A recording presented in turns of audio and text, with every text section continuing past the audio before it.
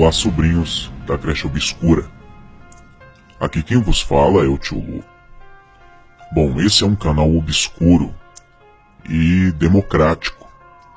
Nós abrimos espaço aqui para que todos os sobrinhos possam se manifestar, enviar o seu desabafo e o seu relato sobrenatural. Eu sei que algumas pessoas duvidam das histórias que escutam aqui. Porém, o que mais intriga é que, se em locais diferentes existem histórias parecidas, eu acredito que seja a hora de você, que não acredita em paranormalidade, reveja os seus conceitos. Hoje nós vamos ouvir mais um relato sobrenatural da sobrinha Michele, do Rio de Janeiro. Ela tem uma história muito interessante para contar, e eu acredito que, se você for uma pessoa bastante medrosa, não seria interessante você assistir a esse vídeo à noite.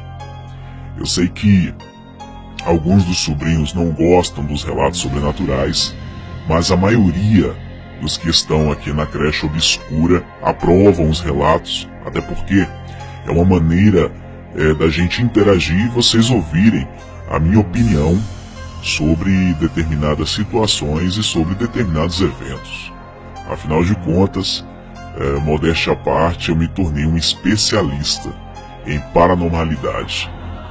Em alguns anos eu venho estudando paranormalidade, espiritualidade, espiritualismo, fenômenos que a ciência não consegue explicar e que nós só entendemos a partir de um ponto de vista espiritual. Então vamos ouvir o relato da sobrinha Michele, e é algo que me deixou bastante intrigado, porque eu já vi experiências desse tipo, inclusive já passei uma experiência muito similar. Vamos ouvi-la. Tio Lu, meu nome é Michele, moro no Rio de Janeiro. Atualmente estou com 39 anos e o que eu vou lhe contar é uma experiência que eu tive quando criança.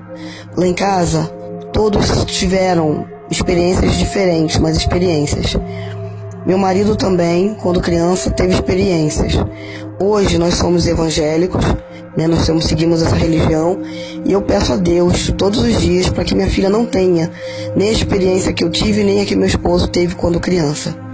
Foi a seguinte: eu sempre fui carioca, nascida e criada aqui, mas no final de todo ano, assim que terminavam as aulas, meus pais me mandavam, eu e meus irmãos, para Governador Valadares. E lá nós ficávamos todo dezembro, janeiro e um pouquinho de fevereiro. Só voltando pouco para as aulas novamente. Nós passávamos praticamente todas as férias lá em Governador Valadares, Minas Gerais. Então, eu tenho vários primos na época da minha idade. Meu tio faz aniversário dia 31 de dezembro. Então sempre o Natal era na casa de uma tia e o Ano Novo na casa do meu tio, que fazia aniversário. Eu tinha 6 anos, eu não sei se eu tinha 6 ou tinha 7 exatamente. Eu acredito que eu tinha 7 anos, eu não me lembro exatamente isso, porque eu não gravei data exato. O que acontece? A gente ia andando, hoje em dia, a Governador Valadares não é o que é hoje. Nós íamos andando, bairros entre bairros, até chegar na casa de um e de outro tio. Nesse dia, nós fomos, e eu cheguei na casa do meu tio, de 31 de dezembro, eu chorava. Quando deu mais ou menos umas 5 da tarde, eu chorei, de 5 da tarde até as 2 da manhã, mas eu chorava. Minha mãe veio conversar comigo, perguntaram se alguém me bateu. Eu mesma não sabia por que chorava. Eu perguntava: alguém te bateu? Não, chorando, aquela coisa de criança chorando copiosamente. E todos vieram falar comigo, e eu me isolei no lugar e eu só sabia chorar. Eu não parava de chorar, eu chorava, eu não comi, eu não bebi, eu só chorei muito, e eu me lembro disso como se fosse hoje. Eu chorei muito, de tanto eu chorar. Enfim, minha mãe: vamos voltar para casa da Neuci, que era a tia onde a gente dormia, porque eram muitos irmãos, então parte dormia né, na casa do tio João, e parte dormiu na casa da tia Neuci. Então eu, como era das menores, dormia com a minha mãe e meus 2 irmãos menores na casa da tia Neuci. Quando foi a madrugada, lá para 1h30 da manhã, 2 horas, nós saímos, eu parei de chorar, enfim, eu parei de chorar. Vamos embora. E até chegar na casa da tia Neuci é um longo percurso. Um percurso aí, vamos botar de 40 a 1 hora de andando, né? E no decorrer dessa caminhada, era, né, tipo morrinhos, né, que subia e descia. Eu via que me acompanhava uma mulher, tipo vestida de baiana, com uma trouxa de roupa na cabeça.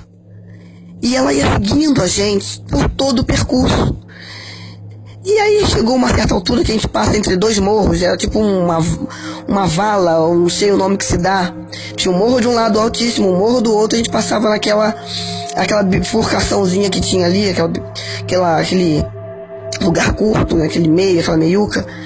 E eu passando por ali e a mulher lá em cima daquele morro. Esse morro corria toda a extensão da que a gente seguia para chegar na casa da tia Neuci. E ela seguindo. Enfim, eu mostrei a todo mundo. A única que viu foi a minha prima Luciana, que é 1 ano mais velha do que eu. Ela devia ter 8 anos. Eu tinha 7, ela tinha 8. E eu falei, Luciana, olha, aquela mulher está me seguindo. Só que ninguém a via. Ninguém.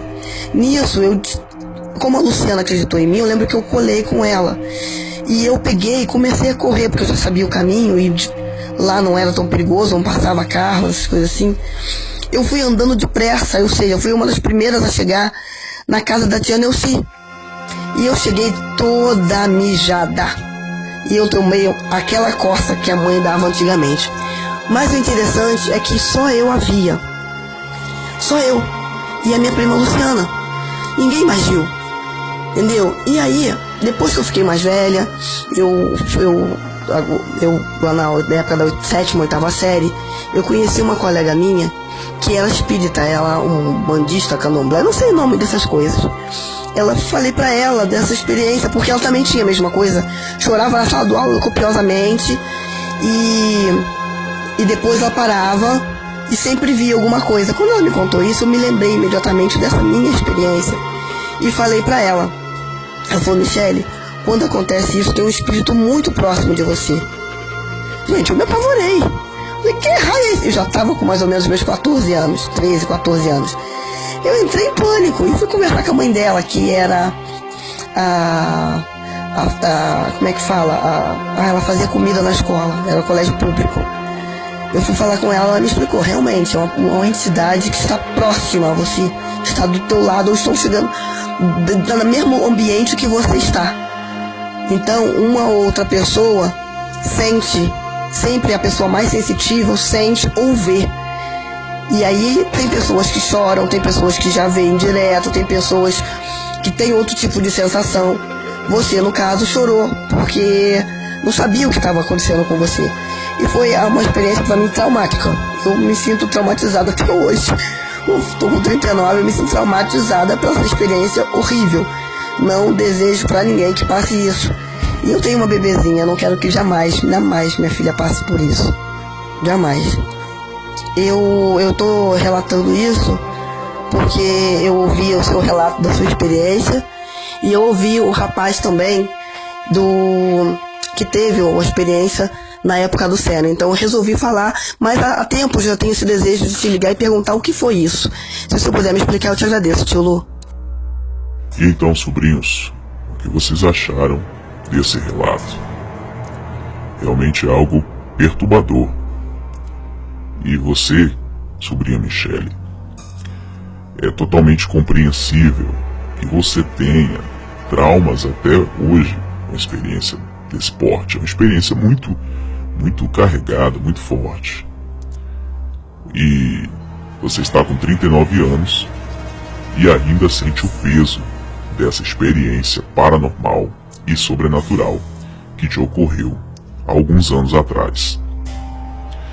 O maior problema da humanidade hoje é tratar as coisas espirituais como como contos de fada, como coisas que povos antigos diziam e que não são verdade. O maior problema das pessoas hoje, e que gera principalmente problemas seríssimos psicológicos, é que as pessoas só querem acreditar naquilo que a ciência comprova que existe. E a Bíblia fala que a pessoa carnal enxerga as coisas com olhos carnais e a pessoa espiritual enxerga as coisas de modo espiritual. Coisas espirituais só são possíveis entender espiritualmente. A ciência nunca vai conseguir provar e comprovar os fenômenos sobrenaturais e espirituais. Não adianta. Então a gente tem aí esse impasse.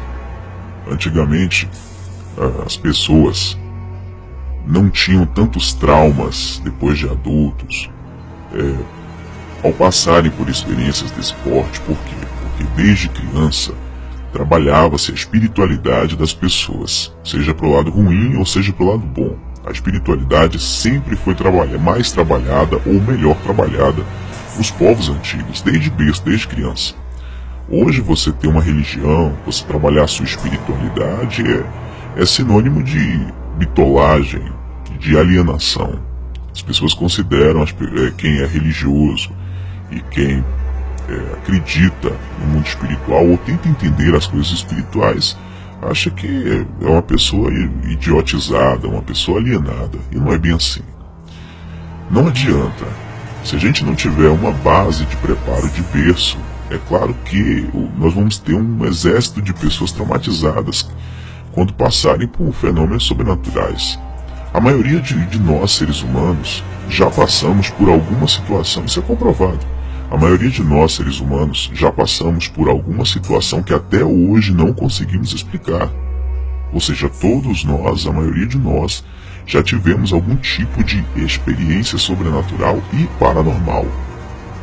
Então, Michele, o que aconteceu com você foi um contato imediato muito forte. E isso normalmente acontece, com pessoas que, de fato, têm uma raiz em religiões que trabalham com a espiritualidade mais pesada. Isso é hereditário de família, principalmente com pessoas que são descendentes de outras pessoas que vêm do candomblé, da umbanda, espiritismo ou outras práticas religiosas carregadas. Eu não estou aqui para falar mal de candomblé e da religião de ninguém, respeito a todos. Só estou aqui colocando a minha opinião baseada em estudos. Você teve uma experiência muito forte e não estava preparada para isso. Ninguém te deu um preparo para isso, ninguém te alertou como é que era o mundo espiritual. Então por isso que você ficou muito traumatizada.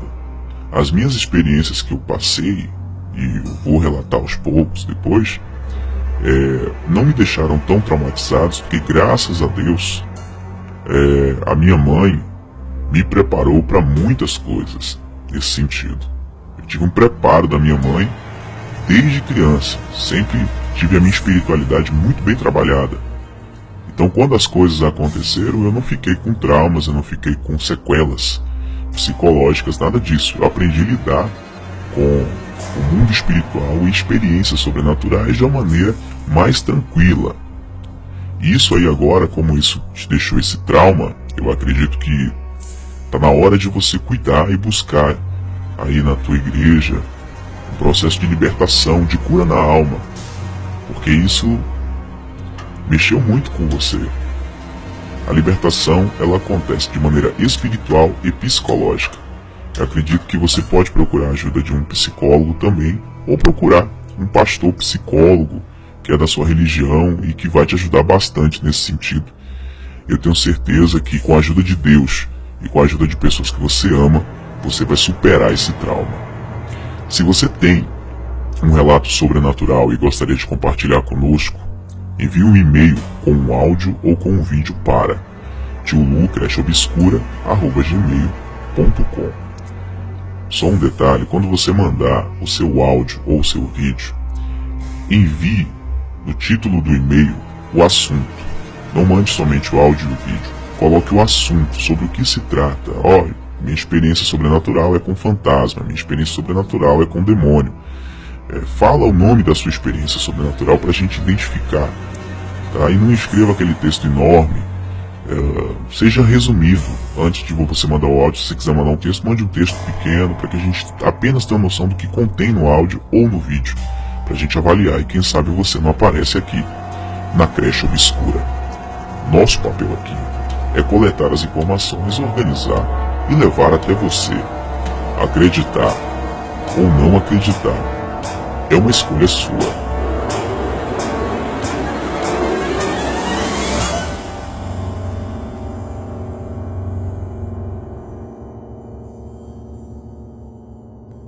Obrigado por assistir a mais um vídeo bizarro deste canal. Curta a página Tio Lu no Facebook. O link está na descrição do vídeo. Inscreva-se no canal e participe da minha creche de crianças obscuras. Até o próximo vídeo. Um beijo do Tio Lu. Sonhem comigo.